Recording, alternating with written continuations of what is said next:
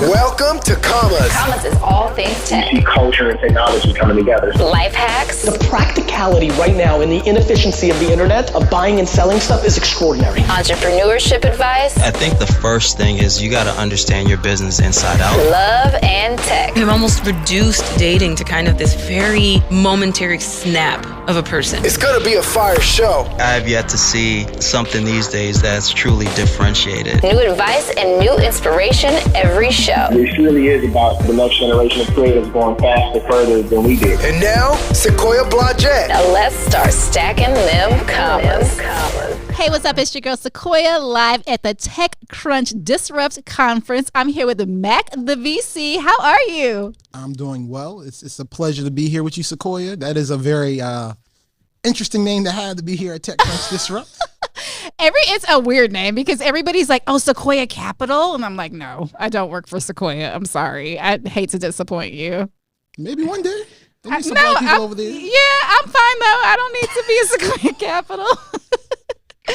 So Mac, okay, we were walking up here, you guys, and everybody was stopping him. And I'm like, we have places to go and things to record. We don't have time for this. So you are very popular. Tell us why. What's your background? My background is not why I'm popular, but I'll go. So my background is I'm a software engineer by trade, 2-time founder, 1 exit, 1 failure, because having a startup is hard. Yeah. And then I went into venture. I started off working for the investment arm of the state of Maryland before launching Rare Breed Ventures in 2020. And the reason why I'm popular is I raised my first fund off of Twitter. That's what I was telling everybody. They were like, really? So wait, we have so many things to discuss. So how did this happen? By accident. Okay. So after the killing of George Floyd, I had a bunch of things on my head. So I started tweeting. And then I just decided, I'm just continuously tweet. I'm gonna tweet every day, see what happens. Okay. As I was tweeting, I met a founder in Dallas, Texas. I wanted to support. He was a Latin founder, wasn't getting any support. So I was like, all right, I can work with him. Went to one of my advisors and they were like, yeah, I don't want to invest in this company. I want to invest in every company you find. Here's $250,000. Go start a fund. And I was like, it's the pandemic, protests in the streets. I don't know if this is the time. He's like, yo, you should do this. I was like, all right, I guess I'm gonna do this. So I went kicking and screaming. And then I realized I didn't know how to raise a fund. Okay, so what happened? Well, because of the tweeting, I noticed other VCs were following me. And so I was like, okay, I need to learn. So if I see a VC follow me, I'm gonna send them a DM just to meet and just to learn. And within my first 20, 25 meetings, I met Elizabeth Yin from Hustle Fund. Okay. And at the end of our first conversation, she committed $10K to my fund. And I was like, oh, the more I tweet, the more people follow me, more meetings, more money. That's what I've been trying to explain to people. Building your personal brand is so imperative. So you met Elizabeth. What made her so enamored by you to say, hey, here's $10,000. I don't know you, but I hope it works? I think it's because I'm dope. Okay. I think that's honestly what it was when you look at Hustle Fund and Rare Breed, our strategies are actually very similar. And so I think for her, it was a chance to build a relationship and professionalize it where I'd be able to get deal flow that I might be able to send to them where we could do deals together, which we have done. But it was also like the sparking of me doing like the most ridiculous thing I've ever done. Which is? I had 1,128 meetings in 90 days. Huh? Explain. Well, when I started having people follow me on Twitter and started sending people DMs, like 80% of all the VCs I reached out to just put time on my calendar. And so my calendar filled up really quickly. And I was, from the middle of June to middle of September 2020, I had 1,100 meetings. So let's back up. What did you say to these VCs for them to be so interested? Because VCs are getting pitched all the time. So why were they all ready to jump on your calendar versus anybody else's? Well, see, this is unfair because like as an investor, you're always willing to take a meeting with another investor because you're looking for deal flow. True. So I was just telling them like, hey, my name is Mac. I work for the state of Maryland. I'm thinking about doing my own thing. Would love to find some time and learn more about you. That was it. Cool. So, okay, you went through the process of getting all these VCs interested. Yes. Was there a check size that you said, hey, you need to come in with a certain amount of money for us to want to invest? Yeah. Okay, so what was that check size? 10,000. 10,000. Okay, that's not bad for an LP. Yeah, so that was the other thing. Typically, in the typical traditional venture fund, you can have no more than 100 investors, 100 LPs. Okay. But there was a new law in the books where if you were raising 10 million or less, you could have up to 250. And so I did the math that like if I offered a bunch of small checks up front, I could build momentum. So that's how I ended up with 194 LPs in my fund one. Jesus, that is a lot of people. It's a lot of access. So how did you get them? Because, okay, just so you guys know, when you're raising a fund, there's usually a thesis around that fund. Right. People are very excited to invest in a certain vertical. So what was your thesis for your fund? Everything early. That is so broad. You're like anything and everything early. I don't care what it is. Tell me more about that. So we're early stage pre-seed and seed investors. Okay. But we're industry agnostic. The only industry that we don't touch is bio, because like I don't have a PhD. I'm not smart enough for that. But we'll literally do just about anything else. But the two things we care about that we look for are, if you're a software company, a repeatable customer acquisition strategy. Yep. Or if you're a physical product, we like physical products and consumer markets that have lacked innovation for 10 or more years. And that was really specific because the reason why I started a fund isn't because I wanted to start a fund. Okay. I never wanted to own my own venture fund. Okay. My job was to break into VC, join a big fund, and get rich. Like that's the goal, right? But I met this black woman out of Baltimore by the name of Shauna Smith-Jones, who told me she wanted to create a wig dryer that would dry a wig in 15 minutes with no heat. That's interesting. It was very interesting. And as I looked into it and I looked into the market, there is no such thing as a wig dryer. There's literally nothing. And here's this woman really passionate about a very large market. And I watched her for 3 years get nothing but no's. Okay. And to the point where she decided the only way she could get access to capital was to become a surrogate mother. This woman gave birth to twins for a nominal amount of money just so she could start building her company. That's deep. That's too deep. Yeah, I'm not giving you my inner loins to build my company, but I understand. So, but how did you get your LPs to be okay with that? Were they just like, okay, we trust you, and so by way of us trusting you, we'll let you deploy our capital however you feel necessary? 100%. This is the strategy, and these are the type of investors I'm going to invest in. So either you're with it or you're not. So, I literally quit my job and started a fund so I could fund Shauna. Wow. And to date, Rare Breed Fund 1, we've invested in 46 companies. Okay. And it's probably one of the most diverse portfolios you'll ever see. We have 46 companies in over 30 plus verticals from 17 states and 4 countries, and all ethnicity, races, genders, what have you. Any exits? No exits. We invest so You're too early. early. Yeah, you're too early. Okay, so are you raising another fund, or where are you in the process? Technically, I normally wouldn't be able to say anything. That's true. I'm so sorry. The SEC. But we are a 506c fund, so Okay. we are allowed to publicly solicit. So yes, we are raising Fund 2 currently. Okay, cool. Okay, so how did you decide that this was where you wanted to go? Like, what gave you the basically inclination to say, all right, this is doubling down on VC? Because I started a syndicate versus a fund. So why did you go fund versus syndicate? And I've seen a lot of that with that model, right? Like M13, the venture capital firm I used to work for, they started out as a syndicate first and then gradually started to raise a fund. So why did you say, forget the syndicate, let's just go all in? I don't know. Like, I don't know if I was smart enough to think about doing the syndicate first. I understood how to build a fund and what it meant to have a fund.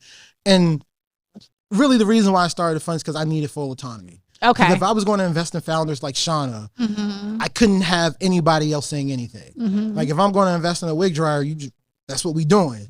And I don't care what anybody else around the table has to say. End of story. And that's because like I understood that I'm playing in a space where there are other investors who don't necessarily always have the cultural competency around some of the companies, or even the vision around some of the companies that we see. So I'd like to take real chances on founders. I'm a risk taker. That's what VC's about. So how did you, because you're new, right? And a lot of VCs like to be in business with other VCs that are established. So how did you get other VCs to want to be on board with the companies that you were investing in? So I'm new as a fund, but I'm not new to venture. Got you. Or Okay. the ecosystem, right? So, Yep. So I started my first company in 2010, came out to the Valley in 2012. And so that's when I got my initial network. And then I started working for the investment arm of the state of Maryland in 2016. Okay. So when I started my fund, I had a bit of a name presence already. And then the Twitter thing definitely helped. So let's pivot a little bit and talk about that Twitter personal brand that you built. What were some of the things that you were putting out to attract these LPs to be interested in your fund? I wasn't putting out anything for the LPs. Oh, you were just putting out stuff and then they just came to you? Like, tell us more about that. The content I was putting out mainly at that time was information to help founders better understand venture capital. And then as I started raising my fund, I started putting out content to help other emerging managers understand the process. So most of my content's always been about being helpful. So I've always led with being helpful first. And it just so happened that people gravitated to that content, right? It wasn't like I was trying to put out any crazy thesis or tell people this is the next direction of venture. Like, no, I was trying to help people understand what venture was about. And what I've learned is when you lead with helping others, people see that and they gravitate to that. That's so interesting. So did you have viral posts that went viral that people kind of gravitated to, or was it like just a slow drip and eventually you had this like massive number? There were some viral posts. Like I have a post that like every few months I start to see recirculating about the top 15 things I look for in a pitch deck. And then the top 15 mistakes I see.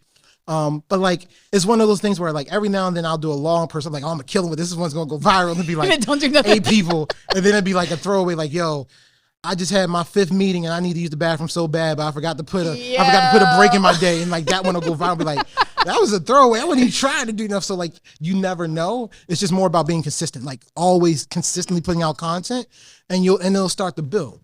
So this is interesting because I started recognizing you when you got on Clubhouse, right? So I didn't see the Twitter expansion, but I saw the Clubhouse expansion. So how did you leverage Clubhouse to help you? Clubhouse was weird because Clubhouse was like an extension of Twitter. So like I would get on Clubhouse and then people would like connect with me on Twitter or reach out to me on Instagram.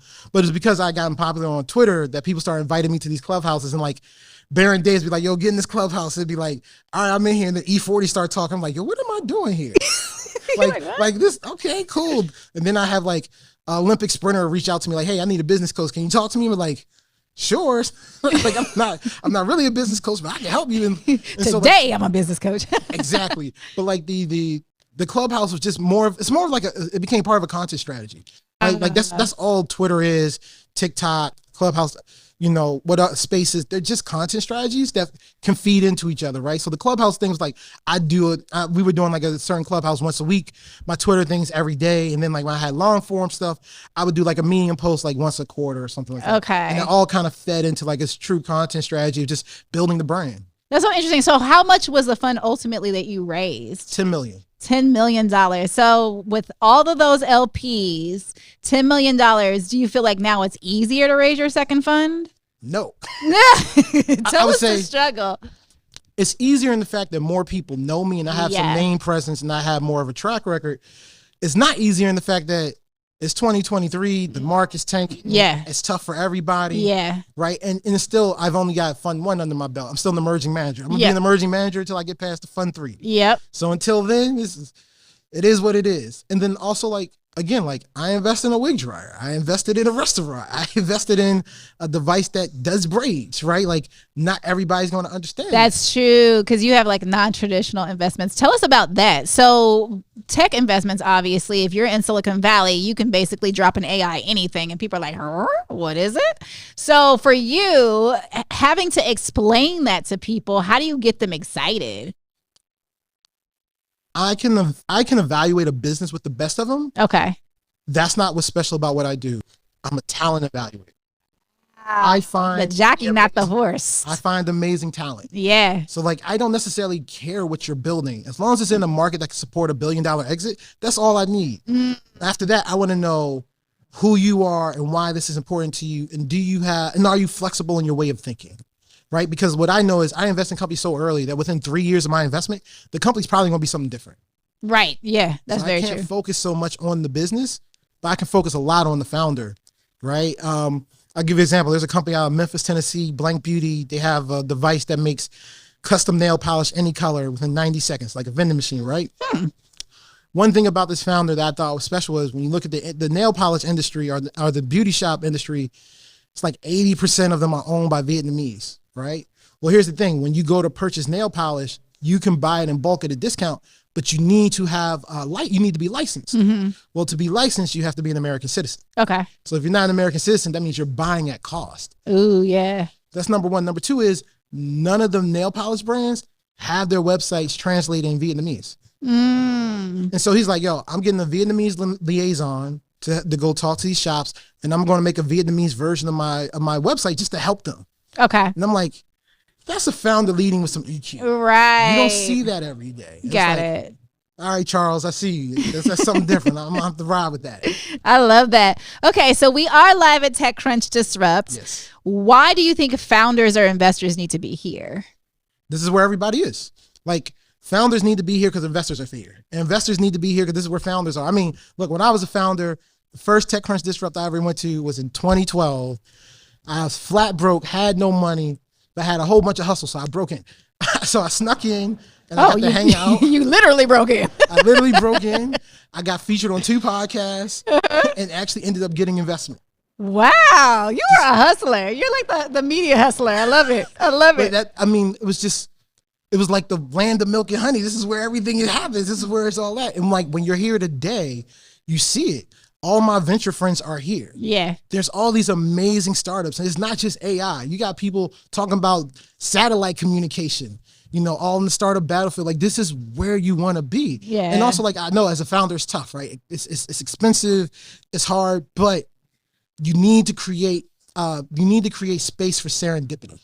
Do you think it's different now that you're here as a brand versus when you were here before? Yeah, because when I came before, nobody knew me. Nobody cared who I was. Now, I can barely go 10 steps without somebody saying what's up. Yeah. So how important do you think it is to build your personal brand? I think it's very important, but I don't think you need to be as front-facing as I am. Right? When you're thinking about building your brand, like especially as a founder, it's really more about thought leadership. You want people to know that you have a certain viewpoint that is unique and different to you, that's going to be the reason that's going to make you successful. Okay. But there's a lot of ways you can do that. You can do that by speaking on stages. You can do that by doing long form posts. You can do that by putting out an incredible white paper that's very specific to your industry, because all you really need is the people in your industry to know you. Now, if you want to do like the next big consumer brand, it might behoove you to be on TikTok or Twitter and for people to see who you are. Like, think about this. Elon Musk, for all his whatever, he is well known. And so when he shows up into a room, people want to be around him just because he's well known. When I show up into a room, I may be the investor with the smallest fund, but I'm going to be the investor that the most founders want to come to because they see me. And I have to point to him like, no, dude beside me has way more money than me. There's a billionaire over there. Don't talk to him. Don't talk to me. That woman over there, she's got a much bigger fund. And people are like, yo, Mac, you're so cool. And they just think I'm cool because I'm recognized. I love that. So give LPs, emerging fund managers, founders, entrepreneurs tips on how they should, give us 5 tips on how they should grow their personal brand. All right, I'll give you 3. Okay. If you want to grow your personal brand, lead with information and being helpful. Yeah. Because that's what people come for. 2, share a little bit about yourself. Like, I share stuff about my dog, my cooking, right? That's because, like, you're human. Yeah. 3rd is every now and then share a vulnerability. Because that makes you real. And that leaves people with a feeling. People come for the information, but they'll stay for the feeling. Ooh, that's a bar. Well, thank you so much, Mac. We are live at TechCrunch Disrupt. Thank you for being here, and tell people how they can find you. You can find me on Twitter at Matt Conwell, and hope to see you at TechCrunch Disrupt next year. And thank you for the time, Sequoia. Awesome.